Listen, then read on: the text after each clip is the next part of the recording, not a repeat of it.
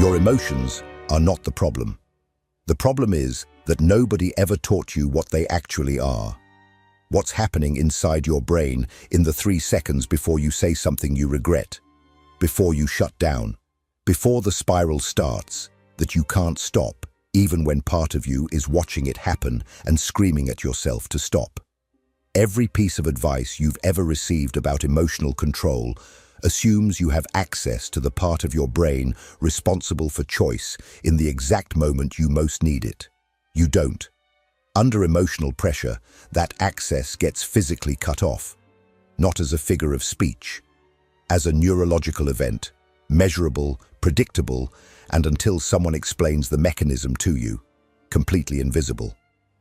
Daniel Siegel, clinical professor of psychiatry at UCLA, founder of the field of interpersonal neurobiology, mapped this mechanism with clinical precision. In The Developing Mind, he lays out what most people who struggle with emotional control have never been told. The problem isn't what you feel. It's that the architecture of your brain under stress makes regulation nearly impossible without a specific, trainable capacity that almost no one develops deliberately. That capacity has a name. It has a neurological substrate. And it can be built. This is not a video about managing your emotions. Managing implies containing something dangerous. What Siegel discovered is different. That emotions, understood correctly, are not obstacles to good judgment. They are information. The only question is whether you have the neural infrastructure to read that information before it reads you.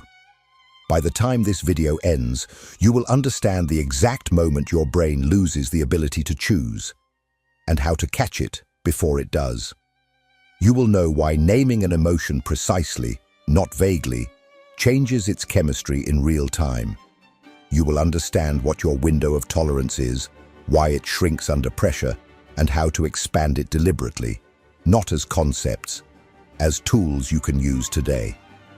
The version of you that finishes this video will not handle emotions the same way again. That's not a promise about feelings. It's a promise about architecture. And architecture can be changed.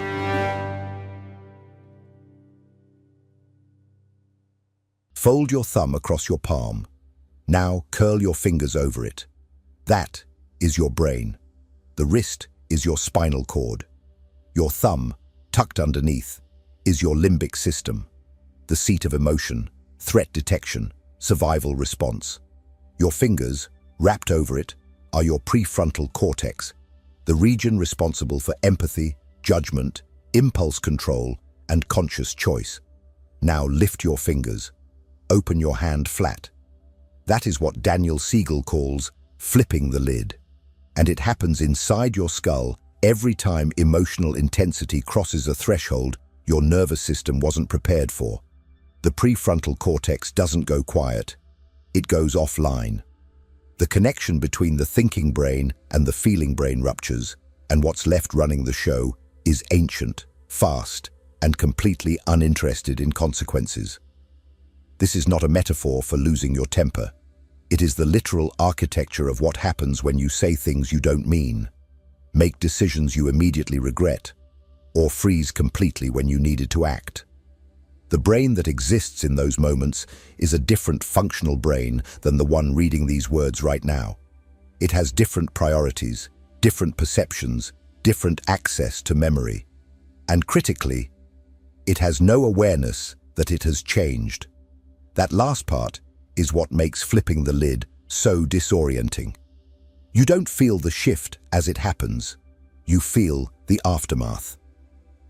In The Developing Mind, Siegel describes the prefrontal cortex as the region that integrates the body, the brainstem, the limbic area, and the social world into a coherent response.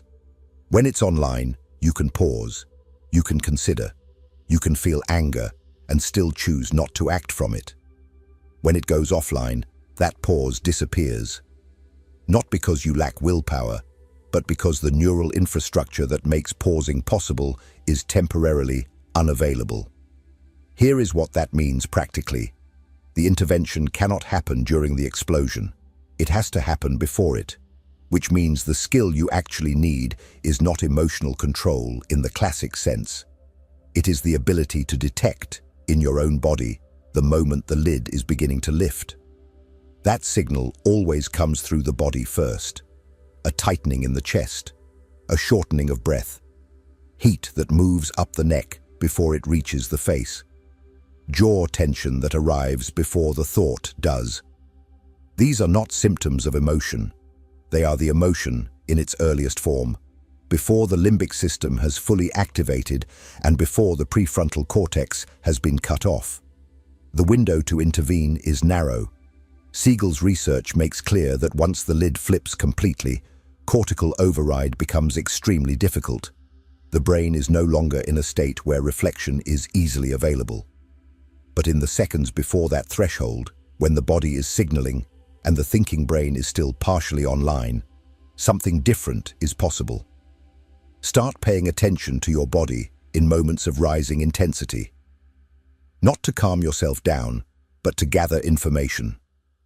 What happens in your chest before you raise your voice? What happens in your breathing before you shut down? The pattern is consistent. It runs the same sequence every time. Most people have never mapped it because they were too busy trying to manage the explosion rather than studying what precedes it.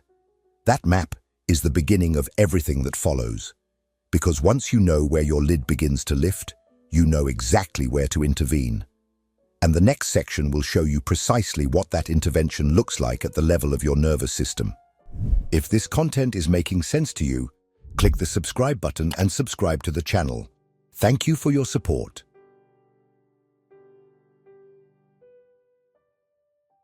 Emotional regulation is not a personality trait.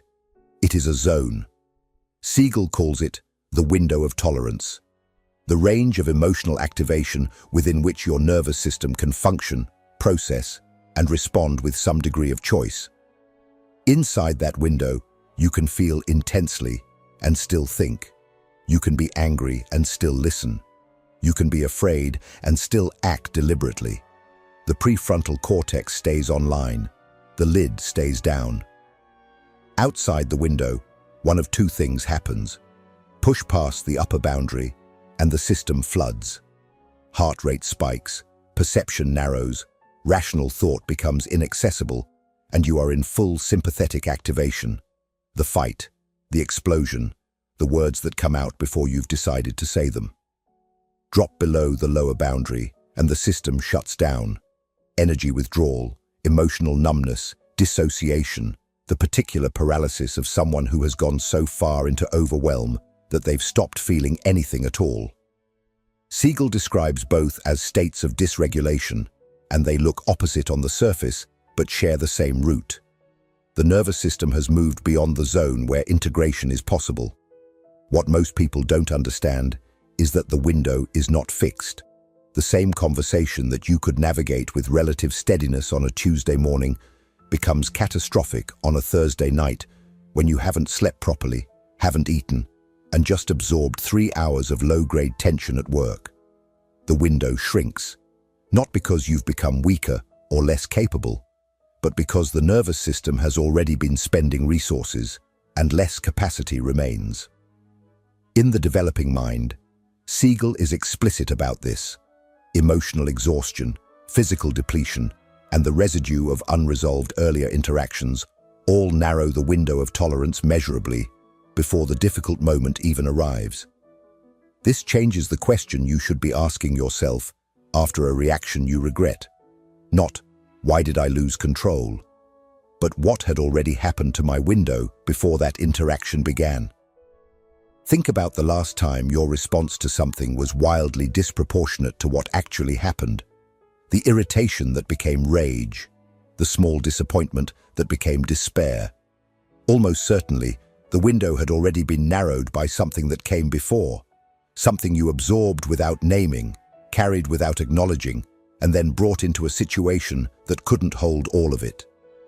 The window also narrows in response to specific triggers, situations, tones of voice, particular phrases, that carry emotional memory even when the present moment doesn't warrant the activation they produce.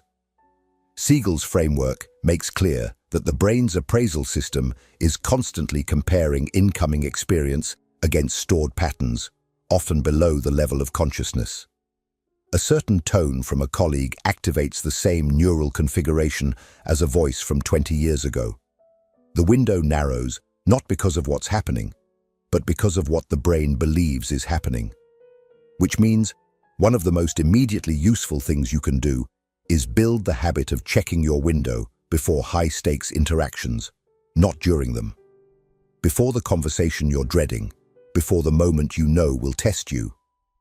Notice the state of your nervous system, not abstractly, but concretely. How is your breathing right now? Is there tension you've been carrying for hours without acknowledging it? Have you been running on depletion? That check is not a coping strategy. It is intelligence gathering. It tells you whether you are walking into a difficult moment with the full width of your window available, or whether you are already compromised, and whether you need to restore some capacity before the interaction begins rather than trying to regulate in the middle of it. The window can be widened, not through willpower and not by forcing yourself to feel less. The mechanism for that expansion is what the next section begins to reveal, starting with the simplest, most underestimated tool Siegel identified. The precise language you use to describe what you're feeling and why getting that language wrong costs you more than you realize.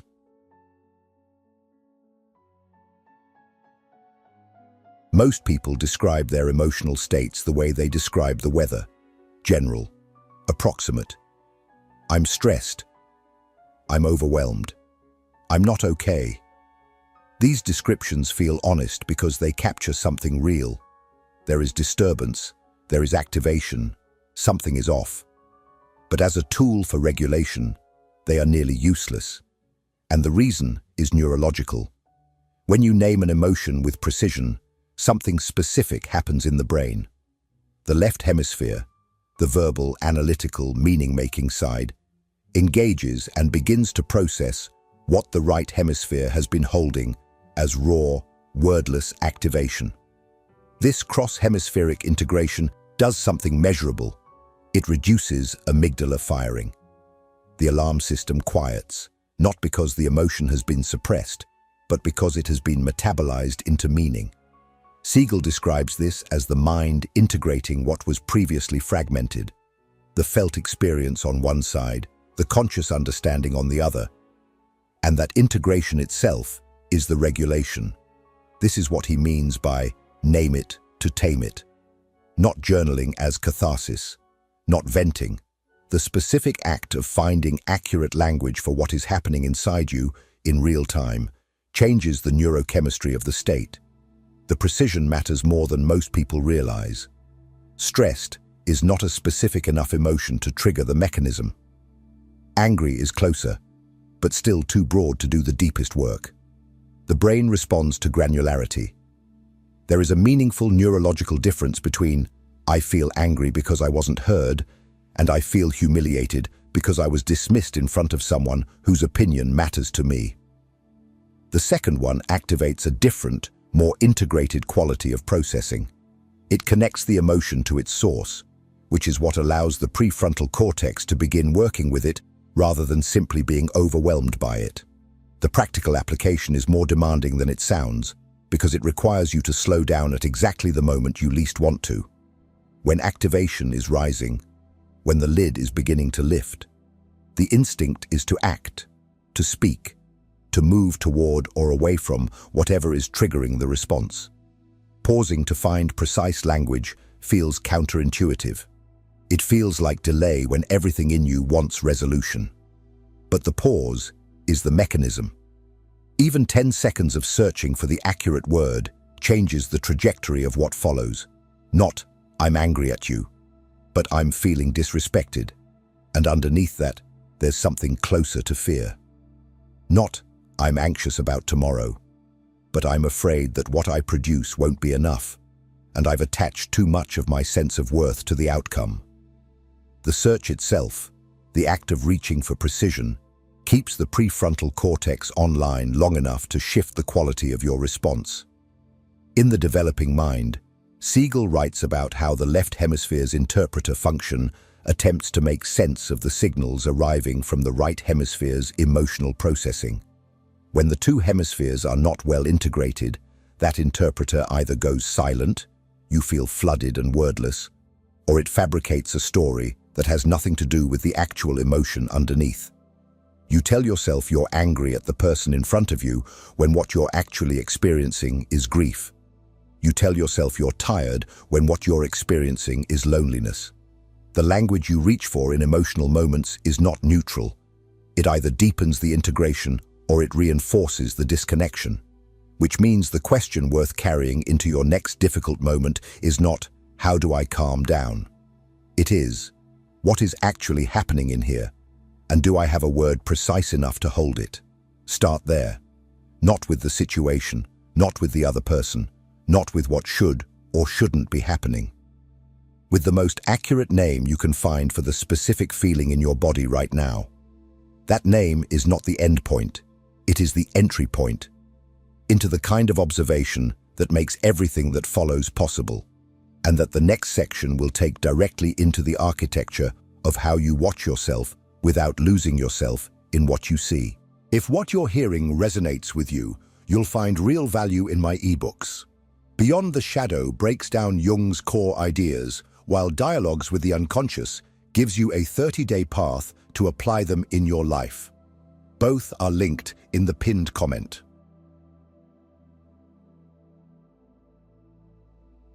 There is a difference between being sad and noticing that you are sad. It sounds like a small distinction. Grammatically, it is almost nothing. A shift of 3 words, a slight repositioning of the self in relation to the experience. But neurologically, it is the difference between a system being run by a state and a system watching a state move through it. Siegel calls this capacity mindsight.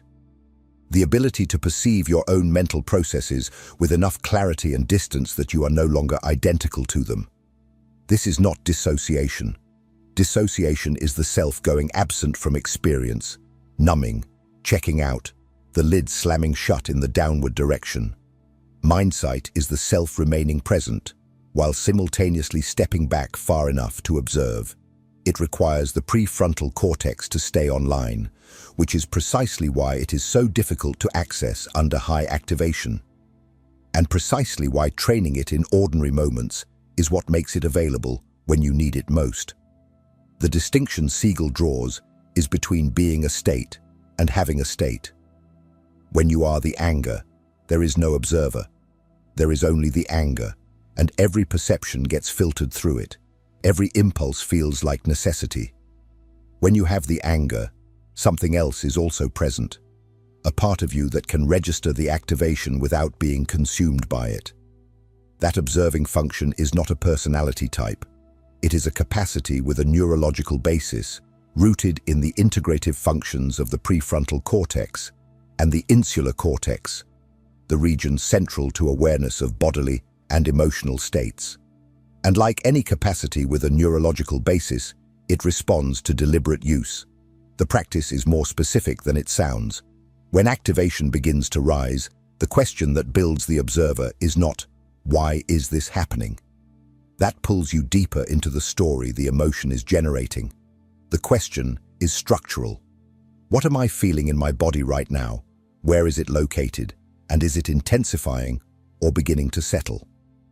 That redirection, from narrative to physiological reality, keeps the prefrontal cortex engaged with a specific task while the limbic system is activated, narrowing the window in which the lid can flip completely.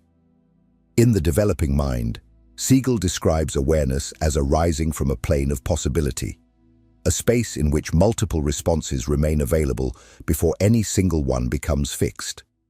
The observer who can access that space during emotional intensity is not detached from the experience. They are more present to it because they are receiving the information the emotion contains without being distorted by the noise it generates. The observer is not built in crisis. It is built in ordinary moments. Catching yourself shifting into irritation and pausing to locate it in the body before acting on it, recognizing a familiar pattern beginning and naming it before it completes. Each of those moments lays down the neural infrastructure that makes the observer available under pressure. And once that observer becomes stable, the window inside which you can choose rather than react begins to widen, which is what the next section addresses directly, and why Siegel's neuroscience points to the body itself, not the mind, as the fastest entry point into that expansion.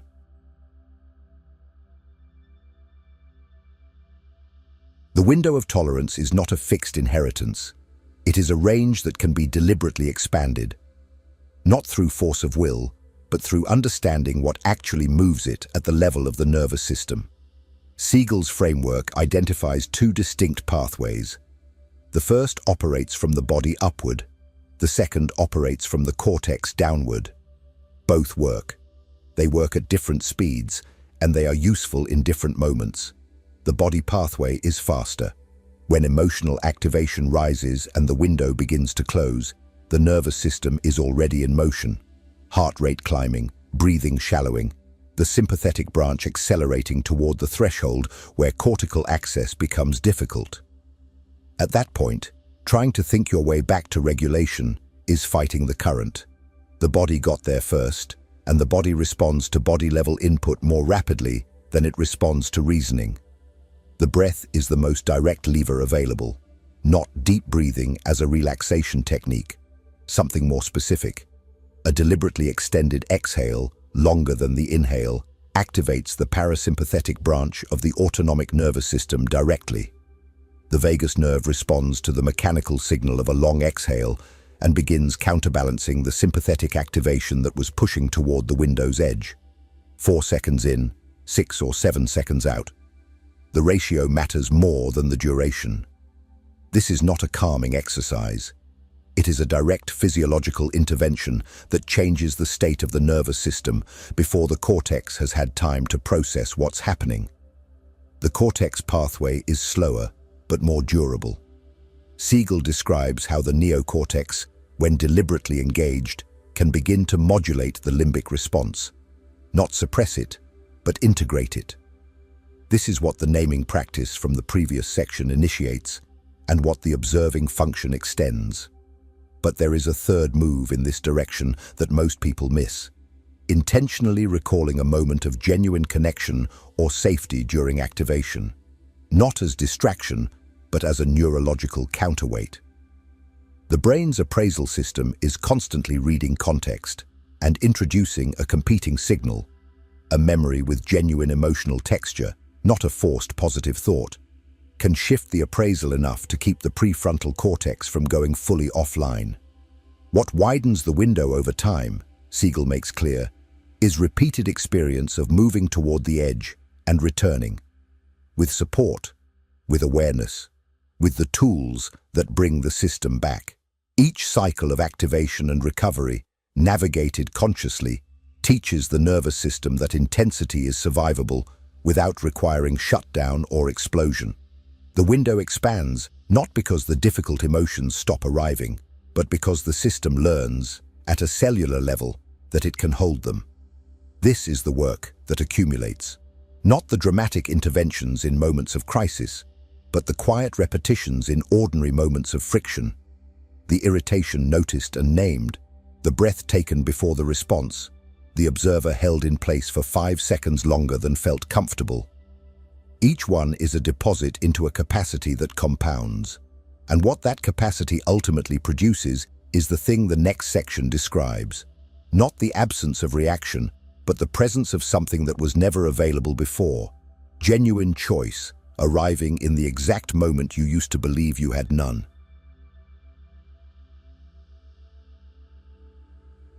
Everything this video has built toward comes down to a single distinction that Siegel places at the center of his entire framework: the difference between reacting and responding.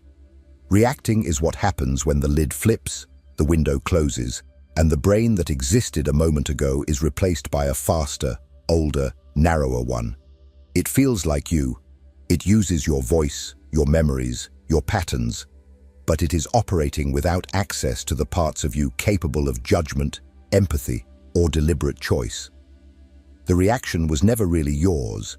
It was the nervous system doing what nervous systems do when they believe they are under threat and no one is watching from above. Responding is what becomes possible when the lid stays down, when you have caught the body signal before it completed, when you named what was actually happening precisely enough for the left hemisphere to integrate what the right was holding, when the observer was present, watching the state without becoming it, when the breath intervened at the level of the autonomic nervous system before the cortex went offline. All of that is infrastructure. And infrastructure is what makes response possible where reaction was previously inevitable. The most valuable thing to carry from this video is not a technique. It is a sequence. Body signal first. That tightening, that heat, that shortening of breath that arrives before everything else. That is your earliest warning, and the only moment where intervention is still relatively effortless. Name what you find there with precision. Not a category, but a specific feeling connected to a specific meaning. Then locate the observer. You are the one noticing this, which means you are not entirely this. Then, if the activation is high, the breath, long exhale, parasympathetic engagement, the body returning to a range where thought is possible, in that order. Not as steps to remember under pressure, but as a map of what the nervous system actually needs. In the sequence, it actually needs it. Siegel writes in The Developing Mind that the mind is a process, not a fixed thing, but a continuous movement of energy and information through the brain and between people. What that means practically is that nothing about how you respond to emotion right now is permanent. The patterns feel permanent because they are deeply engraved, because they have been running the same sequence for years without interruption. But the brain that ran those patterns is the same brain that built the observer, that learned to name with precision, that discovered it could intervene at the level of the body. It is plastic. It changes in response to what you do with it repeatedly. The version of emotional regulation most people were never taught is not control.